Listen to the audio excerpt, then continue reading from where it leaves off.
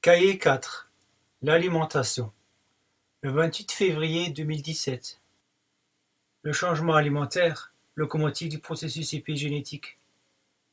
Et oui, même en ce qui concerne l'alimentation, l'ange ne nous avait pas tout dit, nous devions d'abord apprendre par nous-mêmes.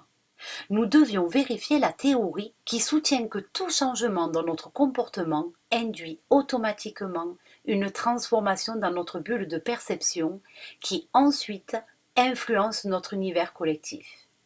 C'est maintenant chose réalisée, même en ce qui concerne l'alimentation. Cela fait maintenant 2 ans, depuis Rafraise et Télomère dans Dialogue avec notre ange numéro 39, que nous poursuivons le processus de régénération cellulaire par la cétose prolongée et le jeûne intermittent.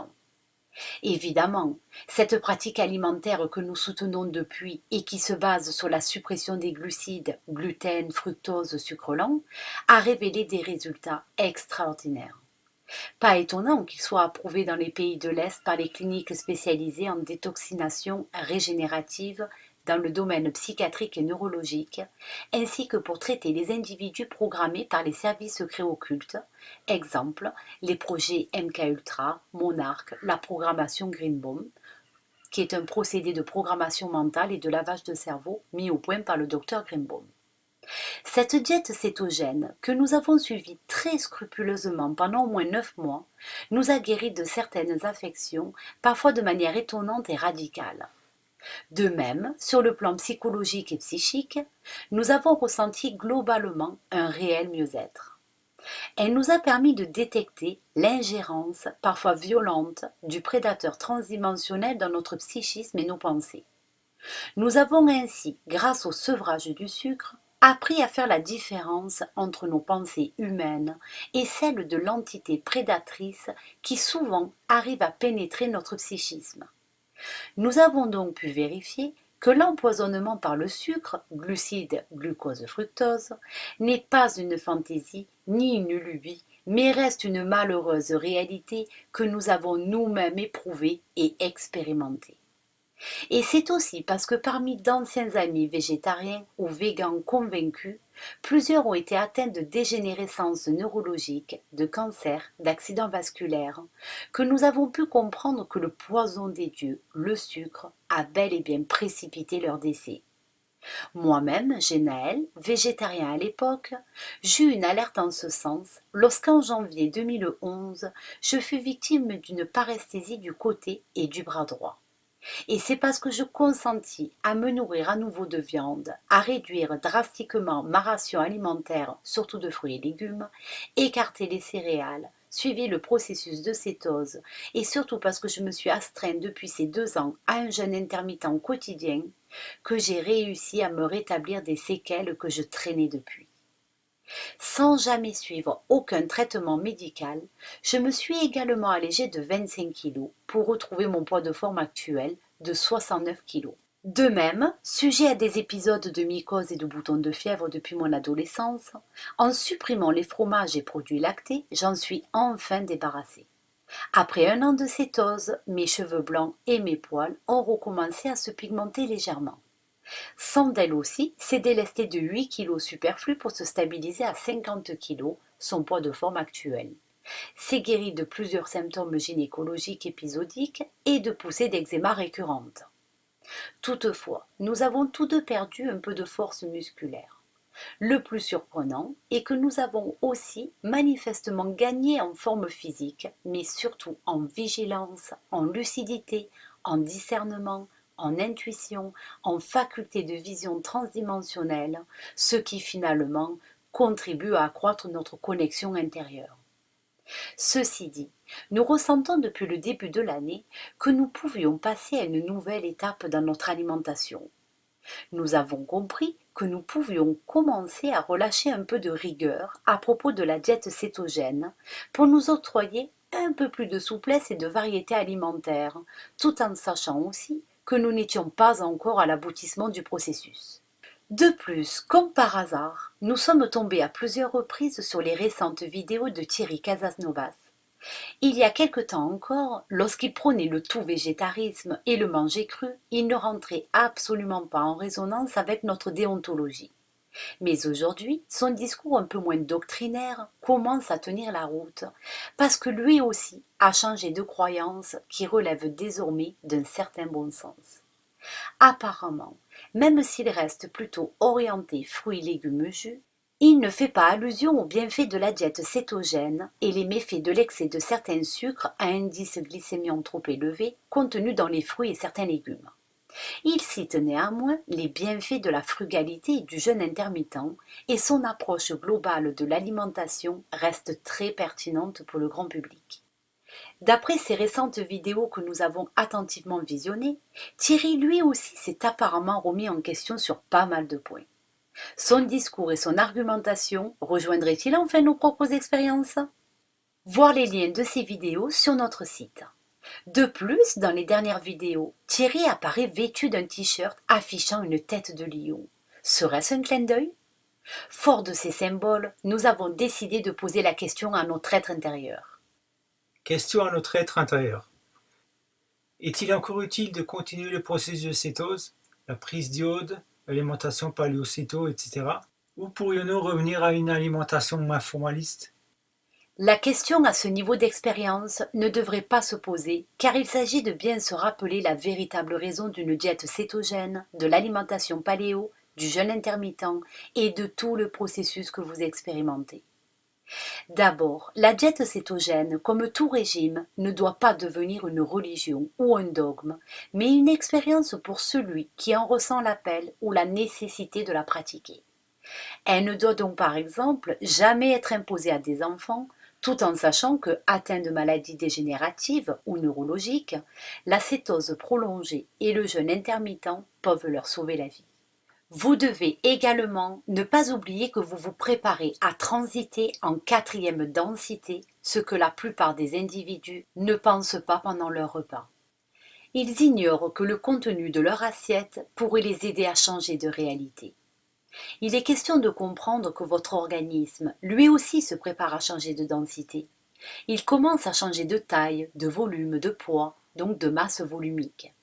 De plus, la diète cétogène, accompagnée de l'iode, modifie les flux hormonaux et par là même la capacité et la qualité des échanges énergétiques entre votre organisme et son monde extérieur. De cette manière, votre corps s'adapte progressivement à une nouvelle densité, sa prochaine réalité, et à cet effet continue à se régénérer et à s'adapter. L'alimentation cétogène est un moyen efficace pour ce faire, mais en aucun cas une finalité. Elle est une étape indispensable pour la réparation de votre génome. Sachez toutefois que vous allez progressivement glisser vers un nouveau genre d'alimentation, mais chaque chose en son temps. Vous êtes donc en train de préparer votre organisme à supporter physiquement, énergétiquement et psychologiquement le passage dans les mondes de quatrième densité au service d'autrui. Toutefois, ce n'est pas seulement par le biais de l'alimentation que se réalisera ce passage. Il s'ouvrira uniquement lorsque vous aurez rectifié l'ensemble, autrement dit, la combinaison énergétique corps, mental, esprit, ou physique, émotionnel, intellectuel, opération qui par exemple n'est pas nécessaire pour les jeunes enfants puisqu'elle leur est innée. Soutenir une alimentation paléocétogène comme vous l'avez fait n'est pas une mince affaire. Mais ceux qui cherchent à effectuer un travail intérieur et quelque part à aligner leur corps mental-esprit, il est essentiel d'associer ces deux types de diètes de manière assez stricte et la cétose au moins sur une certaine durée. Et ce temps dépend de votre génétique originelle et transdimensionnelle, de votre âge, de votre activité physique, si vous êtes une femme ou un homme, et surtout de votre ressenti intime. Généralement, les effets se font sentir après quelques mois. Certains ont besoin de plus de temps que d'autres. Mais vous devez toujours rester responsable et conscient de votre alimentation. Vous devez apprendre à savoir gérer votre ration quotidienne et rester parfaitement consciencieux de la qualité et de la vitalité des aliments que vous mangez. Et cela, vous ne pouvez l'être qu'en étant débarrassé du poison qui avait anesthésié votre organisme et contribué à transformer votre génétique originelle. C'est donc ici que réside le problème. La génétique originelle de l'humain a tellement été altérée qu'il est presque impossible à l'homme moderne de retrouver son plein potentiel régénérateur et donc créateur. Toutefois, diète cétonique et jeûne intermittent, parce qu'ils miment le jeûne prolongé, aident à réparer les cellules. Ils sont capables, en synergie, de restaurer la plupart des codes génétiques défaillants et c'est ce que vous avez entrepris de faire. Maintenant que vous avez récupéré votre sensibilité, tout en restant vigilant aux réactions de votre organisme, vous pouvez désormais vous autoriser une alimentation un peu plus variée et un peu plus riche en glucides, tout en poursuivant l'alimentation cétogène afin de rééquilibrer et amener le taux d'insuline dans l'organisme à son minimum vital. Vous allez donc véritablement devoir réapprendre à observer les réactions du corps, constater ou non les bienfaits d'un aliment, ressentir sa digestibilité, sa toxicité ou son assimilabilité, retrouver un équilibre alimentaire véritable pour vous éviter de succomber au piège des glucides et d'en tomber malade. Comme vous avez également pu le remarquer, le processus de cétose n'est pas vécu de la même manière pour chacun. Il est parfois assez difficile de le mettre en œuvre. Se nourrir dépend donc de la physiologie de la personne, de son état émotionnel et surtout de l'influence du prédateur qui peut faire croire qu'il faille manger ceci ou cela, ou au contraire s'en priver. Il est aussi très important de comprendre que l'alimentation paléo-céto, en réintroduisant les protéines animales indispensables à une meilleure télomérase, n'a rien à voir avec un phénomène de mode, bien que la vogue paléo ait été lancée comme telle. Elle a bien été un processus nécessaire à vous libérer du végétarisme par culpabilité, qui n'était autre qu'une adroite programmation de la société humaine, inventée et occasionnée par les entités SDS pour contraindre les néo-consommateurs du bio-végétal à continuer à ingérer des glucides cachés. C'est pourquoi les fruits et légumes, même estampillés en bio, sont toujours aussi saturés en sucre, glucides et fructose. Mais heureusement, cette fois-ci, le poison des dieux est bio, n'est-ce pas? Pour en revenir à la question, il s'agit donc maintenant de ressentir, non pas avec le mental, mais avec les organes. Autrement dit, d'écouter ce que votre estomac, votre foie, vos intestins et vos muscles perçoivent et vous disent. Parce qu'une bonne santé ne se définit pas comme le silence des organes tel que vous l'apprenez dans les instituts de formation de santé. Au contraire, vous prenez conscience de votre bonne santé lorsque vous apprenez à devenir attentif et sensible au fonctionnement et réactions de chaque organe de votre corps. Chaque composant de votre corps humain est un indicateur de votre santé. Ce n'est donc pas en les anesthésiant avec les sucres, glucides et gluten, qu'ils font preuve de bonne santé. Il ne s'agit pas d'anesthésier l'organisme, mais d'apprendre à l'écouter et à retrouver sa sensibilité. Le gluten, les sucres, les fructoses sont des éléments qui cependant dans une certaine mesure peuvent parfois être favorables pour l'organisme. Les sucres lents peuvent être bénéfiques en très faible quantité et dans les limites de l'acétose lorsque vous faites des efforts physiques soutenus. Les glucides sont parfois nécessaires, surtout lors d'un intense travail intellectuel parce qu'ils sont plus rapidement transformés en glucose. Ils peuvent devenir très rapidement disponibles pour le cerveau. Sachez que ce dernier utilise 10 fois plus de glucose que les muscles lors d'un travail physique intense. Il est alors évident qu'il existe différentes étapes et plusieurs voies pour parvenir à une régénération efficace de l'organisme avant sa transition en quatrième densité d'existence. Et ces étapes de détoxination varient selon votre âge, vos antécédents alimentaires et de la puissance du prédateur.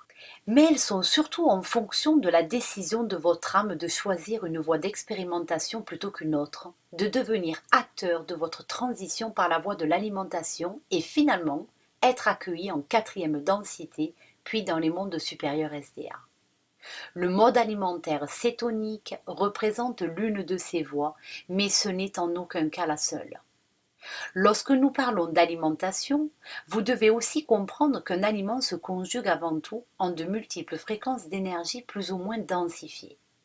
Lorsque vous ingérez des aliments, vous assimilez aussi leur énergie, leurs vibrations, leur code génétique, leur ADN et donc leur potentiel de transformation dans les densités d'existence de leur futur. Cela signifie que lorsque vous mangez ou lorsqu'un humain de troisième densité se nourrit, absorbe l'énergie d'une âme de deuxième densité, il participe à l'expansion des potentiels d'âme dans l'univers. Autrement dit, quand un humain mange de la viande animale, il aide l'âme de celui-ci à évoluer et à franchir des densités plus élevées. Mais lorsqu'un animal se fait dévorer par un autre animal, son âme subsiste en deuxième densité et continue son évolution dans un monde de deuxième densité animale. L'âme ne pourra donc franchir une densité supérieure que si elle est absorbée par une âme de densité supérieure. Dans le même ordre d'idées, si trop d'humains ingéraient ou détruiraient exagérément les organismes de première ou deuxième densité, algues, champignons et végétaux, il pourrait créer une rupture dans la chaîne d'évolution des âmes et un déséquilibre dans le grand plan de l'évolution universelle. Dans ce cas, la nature serait dans l'obligation, comme elle le fait actuellement, de réguler elle-même cette erreur par des inondations ou par des feux. Mais dans un avenir assez proche, les humains qui auront réussi le changement dimensionnel en quatrième densité pourront choisir de se passer de manger de la même manière qu'ils seront capables de décider de sortir de leur corps, de faire voyager leur âme d'un endroit à un autre, de communiquer par la pensée, de se passer de dormir, de voyager à volonté entre densité et dimension, ou de visiter les mondes parallèles, non seulement pendant le repos, mais en pleine connaissance et en toute conscience du processus. Ils ne pourront cependant accéder à toutes ces possibilités que s'ils ont franchi les portails des mondes de cinquième dimension de conscience SDA. Ceux qui choisiront leur évolution dans les mondes SDS auront besoin d'une très haute technologie pour y parvenir, mais ne pourront pas faire appel aux capacités de leur esprit pour utiliser les fonctions naturelles de leur corps. Ceci tout simplement parce qu'ils n'auront pas fait l'effort nécessaire pour ce faire. Ainsi, et puisque vous allez me poser la question, se nourrir de pure énergie en pratiquant la diète pranique sera possible pour celui qui le désire. De même, permettre à l'âme de sortir du corps si besoin est, de vivre dans la prospérité sans argent, d'être ou de faire ce qui bon lui semblera, sera accessible et seulement offert à celui qui aura franchi le portail d'un monde SDA. Dans les mondes SDS, l'âme continuera à évoluer en quatrième densité avec toutes ses limitations physiques et technologiques. Mais dans les mondes SDA, elle en sera affranchie et continuera à progresser vers les densités d'existence toujours plus élevées. Question à notre être intérieur.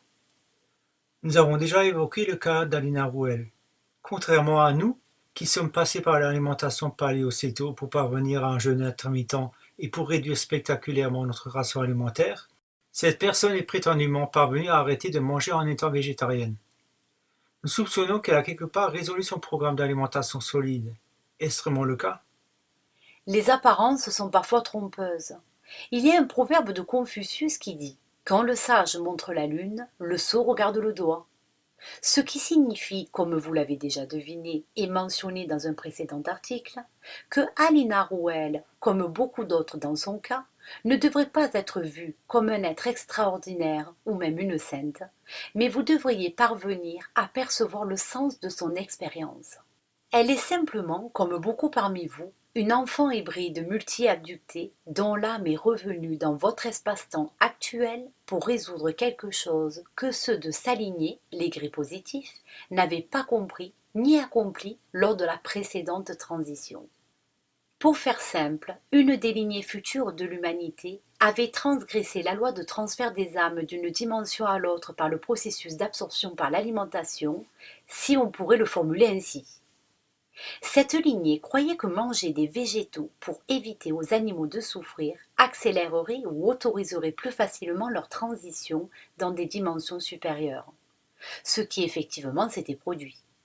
Elle est parvenue en quatrième densité avec un fort quota de service à autrui SDA, mais cependant restée assujettie dans les mondes au service de soi.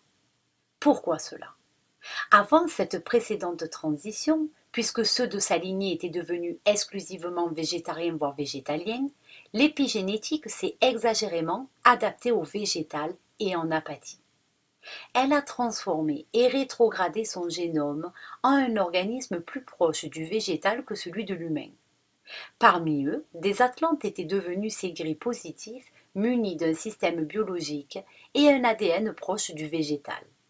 Précisément comme ces entités biologiques qui ont été capturées lors du crash de Roswell. Alina, au nom de son peuple, revenant de ce futur positif mais néanmoins anthropique de quatrième densité, où ces êtres avaient arrêté de se nourrir, doit simplement faire l'expérience de réparer cette erreur. Par conséquent, son âme ayant détecté l'embranchement dans son passé où s'est produit cette défaillance, elle est revenue au travers de l'incarnation d'Alina pour la corriger dans sa génétique et par résonance dans celle de ses semblables. Mais elle devra aussi apprendre à résoudre d'autres aspects qui, par une sorte de résonance transdimensionnelle, permettraient à sa lignée de passer dans les mondes SDA. Désormais, en acceptant de retourner dans un monde SDS de troisième densité, elle est tout autant que vous soumise aux lois de la dualité, du diable qui divise et de la fausse lumière de Lucifer. Sujette aux multiples tentations des prédateurs transdimensionnels et selon ses choix, elle aura la possibilité d'aider sa lignée passée future actuelle à franchir le passage dans les mondes au service d'autrui. En conclusion, il est donc très important de retenir que chacun doit parvenir à élever progressivement l'ensemble de ses potentialités SDA en restreignant graduellement l'attrait pour l'argent, le besoin de possession ou de pouvoir, en diminuant son empreinte sur l'environnement, en visitant son émotionnel, l'attachement, la peur, la culpabilité, etc. Il ne s'agit donc pas de mettre l'accent sur un seul potentiel tel que l'alimentation, comme l'avaient cru et accompli ces anciennes aliens, mais humaines du futur. Ce n'est que de cette manière, c'est-à-dire petit à petit, sans brusquer, en œuvrant sur l'ensemble de vos potentialités, que vous parviendrez beaucoup plus facilement au quota nécessaire, au moins 51% de comportement SDA, si vous voulez que votre âme soit appelée pour expérimenter les densités supérieures au service d'autrui SDA. Mais si vous ambitionnez simplement que votre âme se contente d'expérimenter les mondes SDS, il suffit de quelques 5 à 50% de comportement SDA pour transiter en quatrième densité. La courageuse Alina a accepté de faire cette expérience pour que sa lignée puisse parvenir au service d'autrui. Arrivera-t-elle à honorer sa mission d'âme? Par Sand et Genaël.